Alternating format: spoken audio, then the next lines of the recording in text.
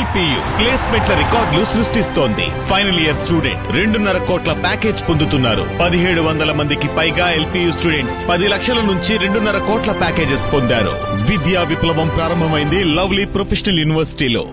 తెలుగు రాష్ట్రాల చరిత్రలో మునుపు ఎన్నడూ లేని విధంగా విద్యా వ్యవస్థపై ఘోరమైన మరక పడింది.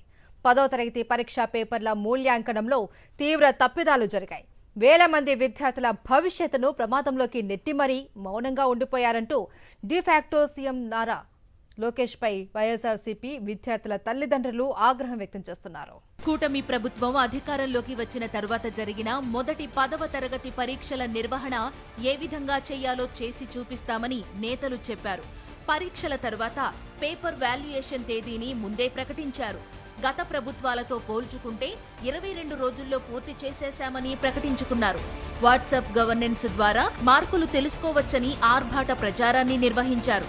కానీ వాల్యుయేషన్ తప్పుల తడకగా సాగిందనేది చాలా స్పష్టంగా కనిపిస్తోంది. ప్రభుత్వ ఆర్భాటానికి 10వ తరగతి విద్యార్థులు బలయ్యారు. బోర్డు తప్పుల కారణంగా మంచి మార్కులు సాధించిన విద్యార్థులు ట్రిపుల్ గురుకుల కళాశాలల అడ్మిషన్స్ ముగియడంతో తీవ్రంగా నష్టపోయారు. ఏప్రిల్లో వెలువడిన 10వ తరగతి ఫలితాల్లో వైఎస్సార్ జిల్లా జమ్మలమడుగు నియోజకవర్గం ఎర్రగుంట్ల మండల పరిధిలోని జిల్లా పరిషత్ ఉన్నత పాఠశాలలో 10వ తరగతి చదివిన గంగిరెడ్డి మోక్షిత సోషల్లో ఫెయిల్ అయినట్టు ఎస్ఎస్సీ బోర్డు ప్రకటించింది.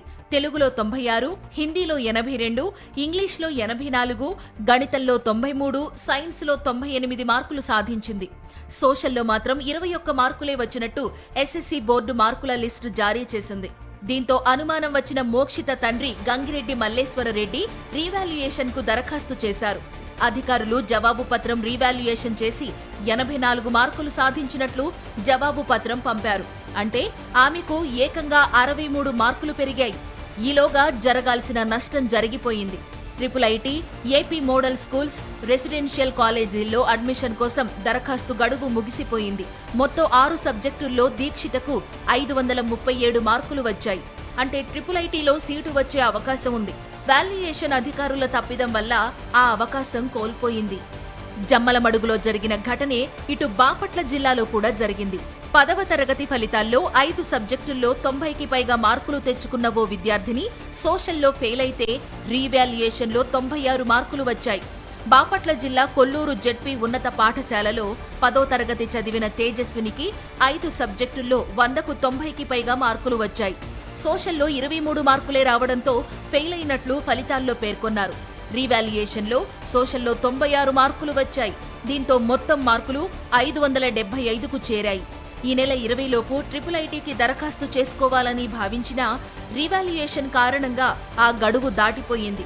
ఇవి బయటకు వచ్చినవి మాత్రమే, రానివి ఉన్నాయా అనే అనుమానాలు కలుగుతున్నాయి. పరీక్షల్లో అన్ని సబ్జెక్టులో 90% మార్కులు వచ్చాయి.